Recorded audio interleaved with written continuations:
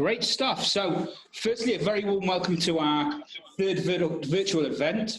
To introduce myself, I'm Ben from Total Media.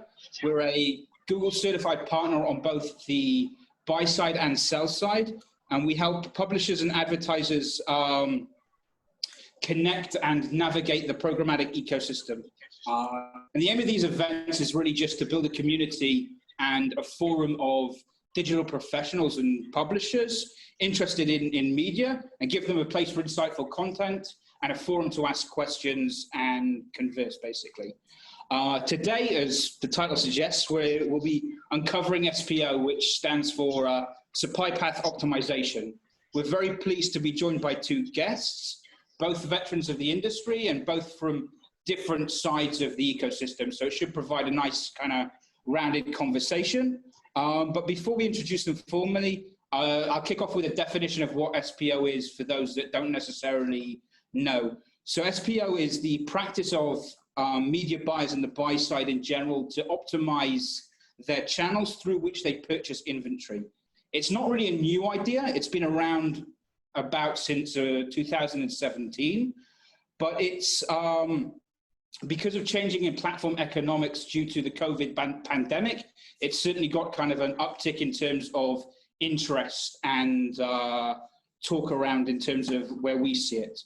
So with that kind of covered, I can introduce our guest formally. We're joined, thankfully, with Yanir Yuvdovich, who's the CEO of VTV Studios, a content creator that is focused on creating viral content. And he's going to talk from a publisher side.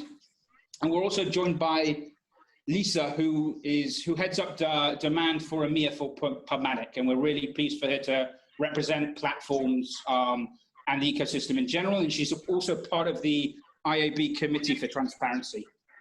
So we're very glad for those guys to join us today. As usual, the format's going to be a one-on-one conversation with each of our guests, where we'll try and answer questions from the crowd that we got when you guys registered.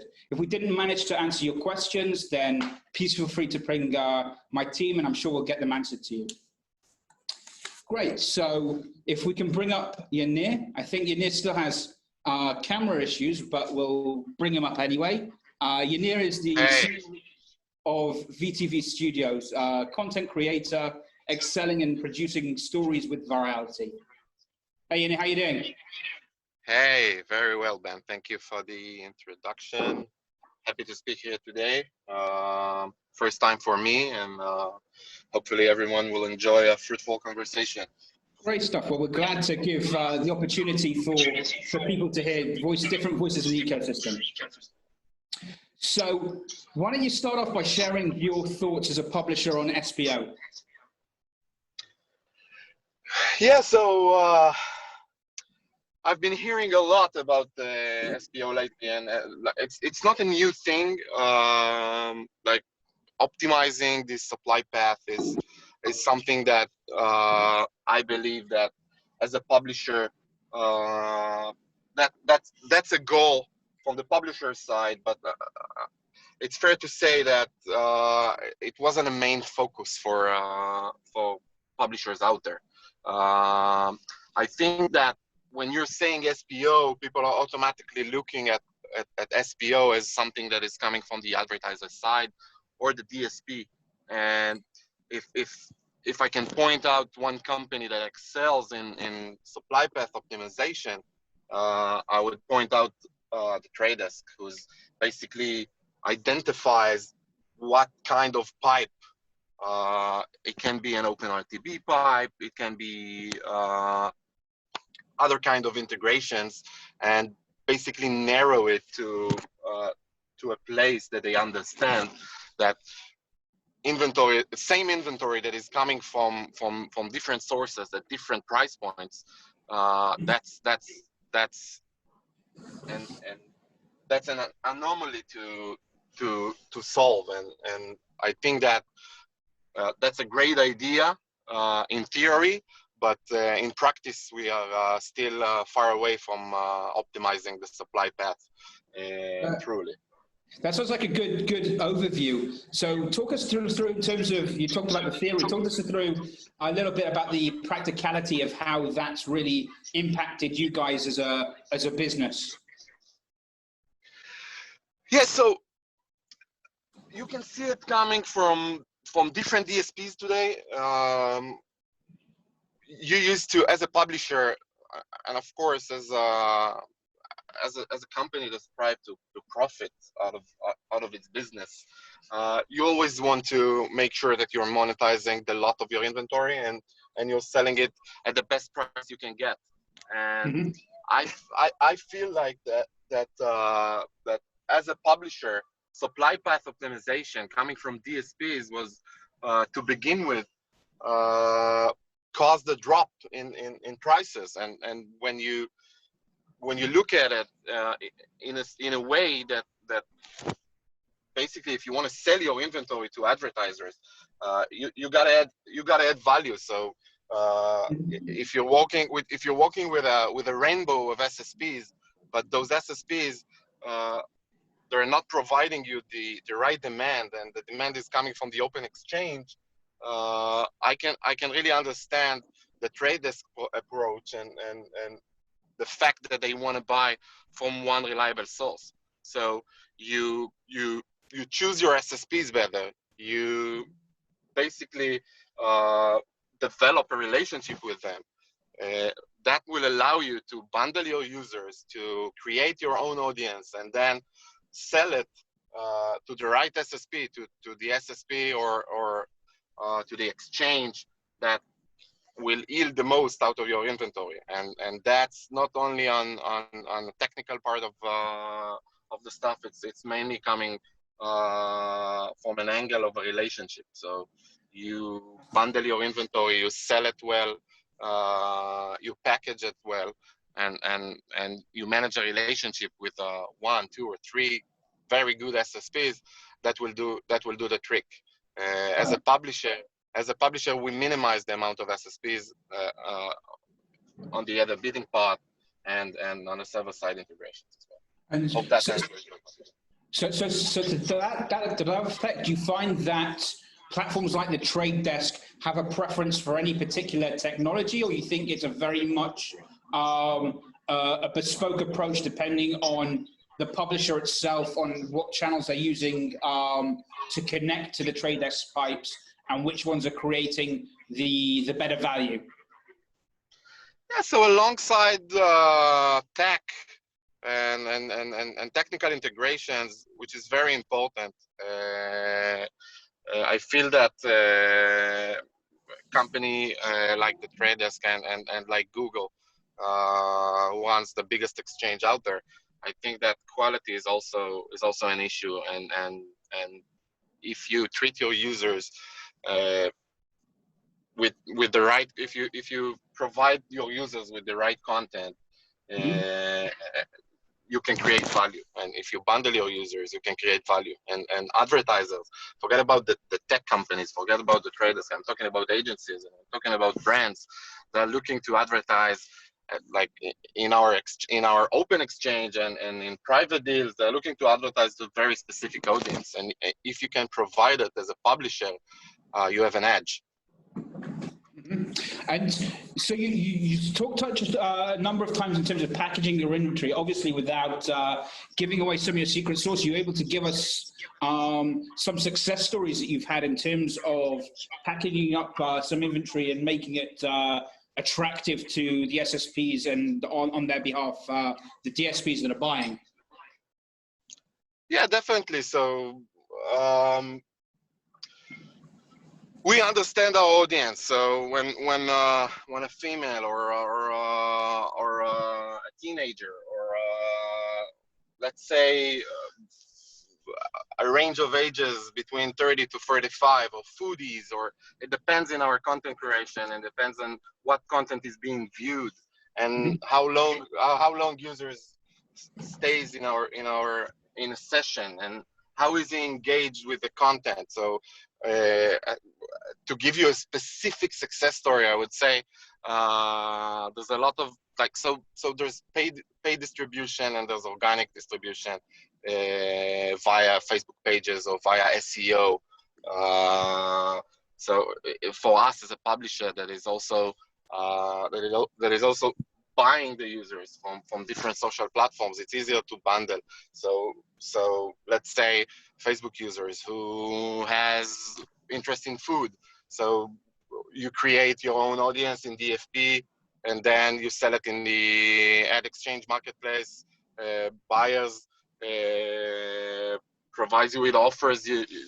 Usually when you package your inventory, you can price it higher because advertiser has transparency into what he's buying. And if your inventory at the end of the road provides results and engagement with ads, this is what you want to strive to. So there's no specific success story, but lots of our inventory, I would say 25% today is sold via private deals. So I think that's a main thing. No, I think that in of itself is a success story in terms of the Yeah. ability to package that up and to really transact on programmatic direct on that way. And do you, in terms of SPO and the experience that you've had, obviously you touched on it a little bit, that there was a fear that SPO was driving down the RPM of the page and that kind of stuff. But are you able to touch on that in terms of some of the bad sides that you've seen or maybe experienced with some of the SPO that you've been doing or been occurred? Yeah, I mean, I won't point out one case, but I would say that when we started to experience SPO, we've seen pipes that used to work suddenly goes from 100 to 0 because of a sudden closure of an integration. Let's say tags integration. It's very rare to get these kind of integrations, and when you have legacy relationship with companies like the Trade Desk and the same, and suddenly there's an integration who used to work with you on a regular basis for a long time, that's the piece of an inventory that you used to sell, I would say even in advance, and suddenly in one day, because of duplications, because of inventory is flowing on different prices from different SSPs, there's the SSP fee and there's the DSP fee. So buyer ends up getting same inventory and different prices. When you look at it on a longer point of view, so removing those SSPs that harms your CPM,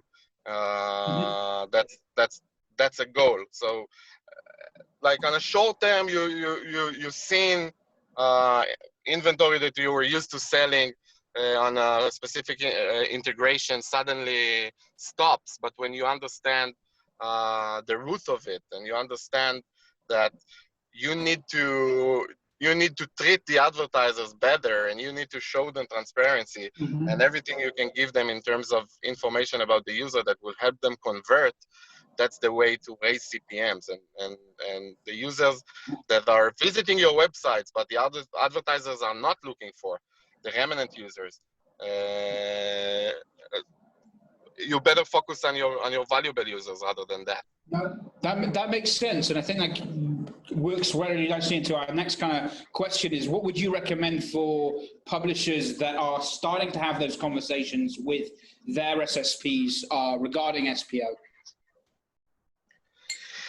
Yeah, so I think it's going to be a little bit more of the same, because I've touched a bit in what we did when we first experienced SPO. So I would say that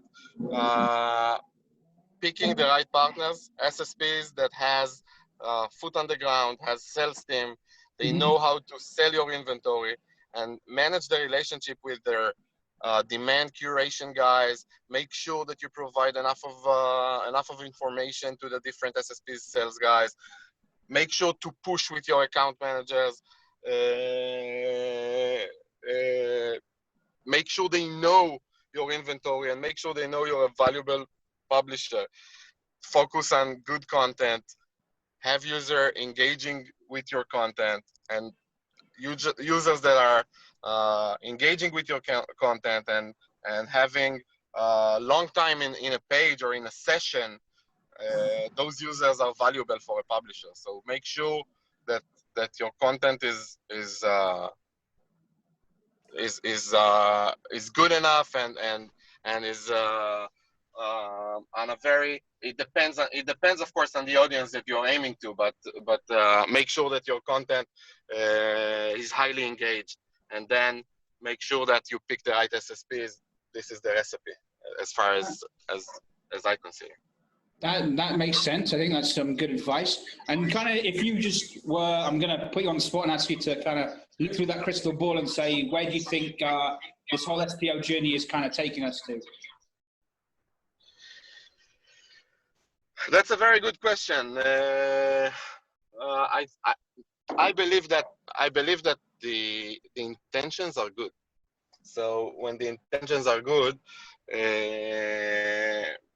most likely it will end up in a good place. So companies that are leading that space, like DBM for display and video 360. I'm sorry, I'm getting confused with all the names changed.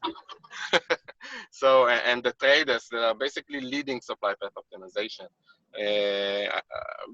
These guys, they want the programmatic ecosystem to strive, and I believe that by following the guidelines there, as a publisher, it will benefit with us as well. Even though you're seeing different SSPs, reducement in performance, you're seeing companies like Google and the traders buying glass from different platforms. I think that looking at it in the long run, that will only benefit with the publisher. No, that sounds really good, and thank you very much for that that insight and joining us today. And with that, it's been our pleasure to invite Lisa, who runs demand in EMEA for PubMatic, up and to talk to us more about the platform side of SPO.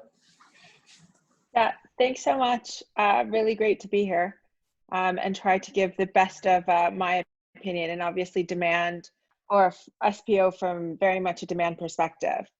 That would be great. And firstly, I must say I'm very jealous of the couch right now. Yes, the benefits of working from home. This is my office, so my boyfriend gets the spare room with the desk, and I'm just happy to be on a couch. So it works. Yeah, I think you got the upside of that one. So why don't you just? I do too. Why don't you start us off and really give us the overview of how PubMatic views SPO? Yeah. So again, as I said, I think a lot of it, I just want to make sure, like, this is my opinion. This isn't the PubMatic official stance. Sure. And so what I like to do, so we do a number of these SPO 101s for buyers to help them kind of understand how the ecosystem has gotten to where it's gotten. And how I tend to start it off with is we have this great image of like a bazaar. So this is an analogy that came from Digiday to describe SPO. So it's a thought of, imagine you're in Istanbul, you're heading to the Great Bazaar. You arrive and you see all these merchants with the same textiles, and you wonder who's got the best quality, most direct to the weavers, and of course the best price. So you choose who you assume will have all of those because you're a tourist and you don't know, but of course you're not sure. So imagine the same situation, but you're walking into that Grand Bazaar as a local, and you head directly to the stall that is obviously working with the best textiles, has the best price, and you know exactly what you're negotiating. So that's actually what's happening in the programmatic ecosystem now. The savvy buyers are getting the best price and the quality inventory, whereas like those tourists and novices may actually not be. I think that's a great analogy. I think what we're kind of get next is how you would relate that analogy to the kind of the actual platforms, and specifically PubMatic. Yeah. So I think it's about the ability for both publishers and buyers to have visibility and transparency into our pipes. So PubMatic has UIs and ecosystems on both for a publisher. So you can log in, you can see who's buying, and then the buyers have their own platform as well. We call it the Media Buyer Console. So they can go in and see what's happening in the auction, what inventory they're buying, and making sure that the supply that we're getting obviously is ads.txt, sellers.json, all of those kind of terms that the IAB has created, and also that the demand is vetted and that it's brand safe and there's quality and stuff as well. I'd additionally add, I think IAB Europe, as you mentioned, I sit on the programmatic trading committee, and we put together a guide recently called the Supply Chain Transparency Guide, and it highlights all the questions that each part of the ecosystem should ask. So it's a great tool for publishers that may not have that direct relationship with the SSPs or agencies to think about the questions that they should be asking and understand kind of how the ecosystem is looking at all of this. No, that's really great, and we'll be sure to share that link out to the group as well, so that they can all kind of read that. What do you see as the drivers of change and adoption of SPO? Yeah, so I think that because I sit on the demand side, it's definitely the agencies. So they're the ones that are looking at consolidation. They're looking at the pipes and saying, wow, I'm looking into my DSP and I'm buying from 130 different SSPs. And that inventory that I'm buying, can I get it from everywhere? And so they're the ones that have the buying power to say, you know what, we don't want to buy from these long tail exchanges. We want to say, these are our partners. This is who we know we're getting the best quality inventory from, and also the shortest link to that supply. And then just working with that, whether it's, we've seen people go down to 1, we've seen people go down to 3 to 5 to 12. But that consolidation is definitely happening. And I think it is being driven by the agencies and or the advertisers in that case. That's really good and insightful. And in terms of the signals that the agencies and the advertisers are looking at, those quality signals in terms of when they're making their evaluations, do you have any that you think could be useful to highlight to publishers that they might be seeing as well, to be able to raise their bar and become more attractive when it comes down to SPO? Yeah, I mean, viewability is the first thing that buyers look at. It's something that, so I moved over to the UK market 4 years ago. And in the US, we were talking about viewability then. And when I moved over here, it was like it was a new term that publishers and buyers were like, oh, we should start looking at this. And I think that it is 100% something that buyers look at. And they're getting to the point where they're saying, we only want to buy inventory that's in view, and using the likes of IAS and Moat to verify that. So they have the partnerships in place as well with them, and they're looking at that reporting and they're optimizing very quickly against inventory that's not viewable. So that's a quick and easy way for publishers to figure out, how do I get my inventory to be in view and be able to measure that. No, that absolutely makes sense. Is there anything in addition to viewability that you think that as a publisher is just the core one? Yeah, I think the viewability is definitely the main piece. I think inventory quality and brand safety are also very important. I know we have an inventory quality team that vets every single publisher that comes through our pipes.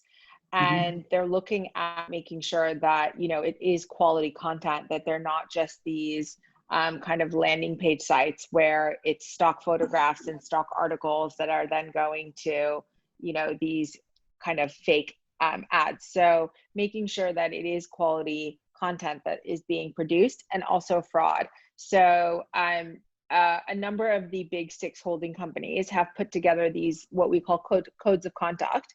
So it's part of kind of their SPO process. They're going to their exchange partners and saying, we need you to, if you want to work with us, we need you to sign these. And part of that is being able to do a fraud-free guarantee. So we launched our fraud-free program I think 2 years ago now, and have worked with both the buy side and the sell side to make sure that what's coming through our pipes and being able to refund any sort of fraud that we identify. Now, from a publisher perspective, it's also really important to make sure that your work, the content and the stuff on your sites is verified and not fraudulent.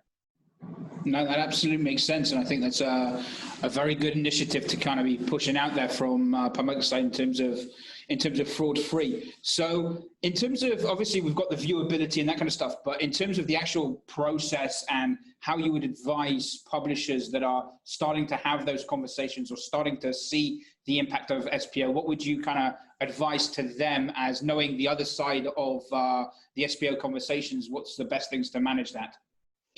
I think it's all about relationships and asking questions. So oftentimes we don't know what we don't know. And I think that supply chain transparency guide really helps, I think, understand not only what the publisher should be asking, but again, what the agency and the advertiser will be asking from the publisher.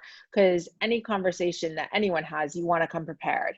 So you want to be able to have that ability to answer the questions that the buyers are going to ask and make sure that you're putting yourself forward in the best light possible. Because as we all know, getting meetings with these agency peoples is extremely challenging. And you want to make sure that you are offering value, and that you're not just another vendor knocking on their door trying to sell them the same thing that the other 20 guys have tried to sell.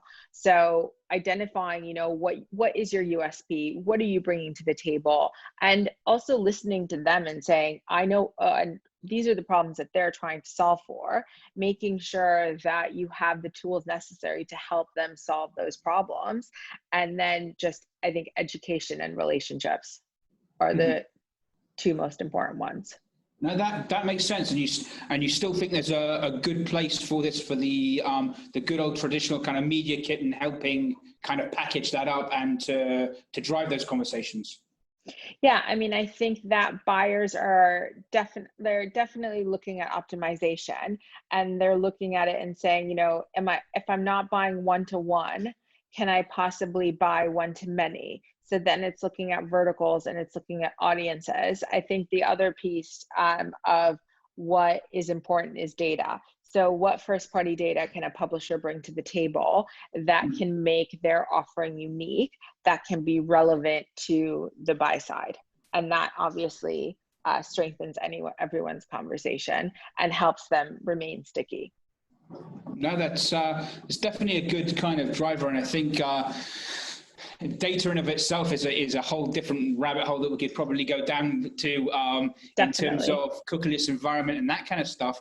But back to that kind of question in terms of what, as a publisher looking to build their first-party data offering in order to kind of drive value, what kind of audience and demographic data do you think is valuable to the buy side?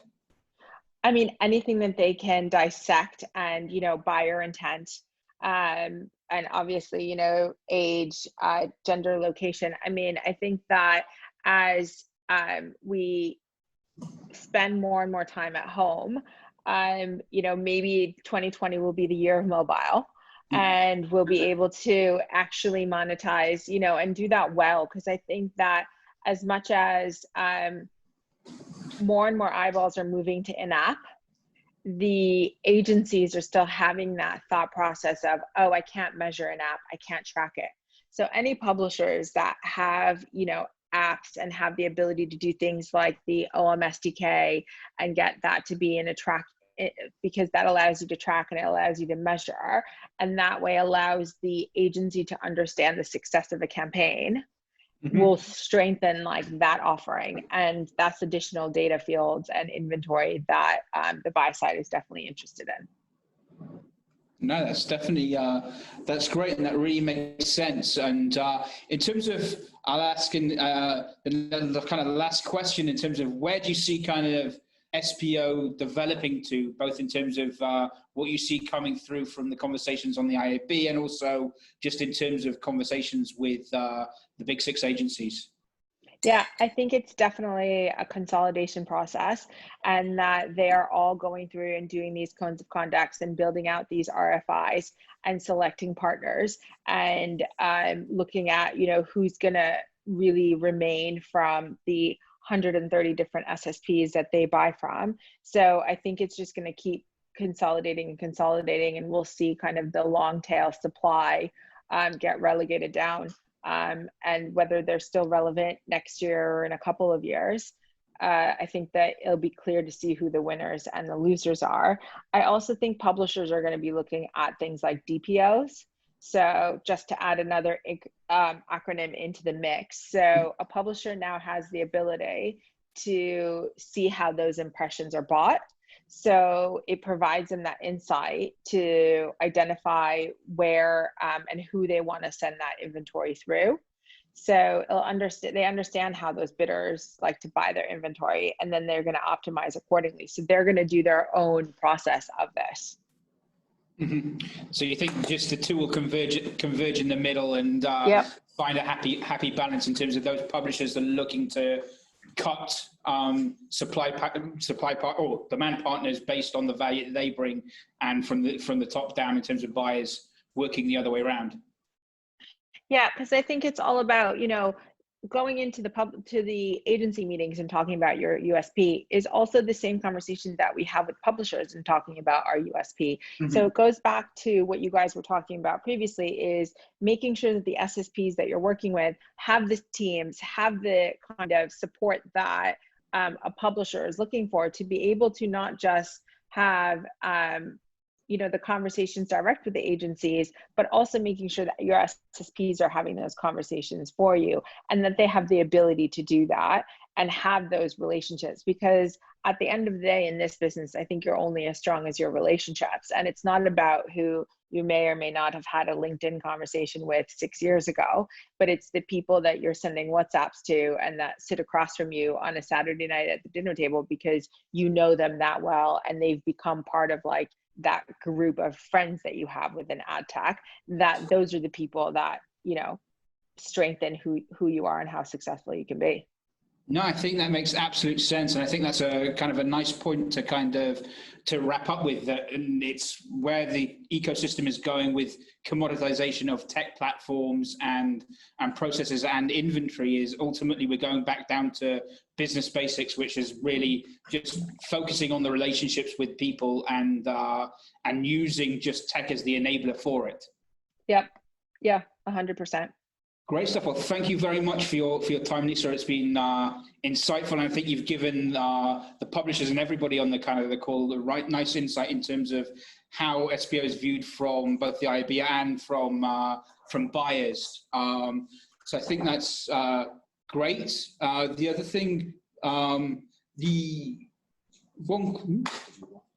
think we've got. I think we covered most of the questions that got sent through from the crowd, but thank you very much to everybody for joining. We'll follow up with the framework that Lisa mentioned from the IAB, and the follow up with the video and everything else afterwards. If we didn't cover your questions, then please just reach out to my team. And if you've got any suggestions for guests or for topics that you'd like to cover for our next one, please just let us know. And thank you very much, and have a great weekend, guys.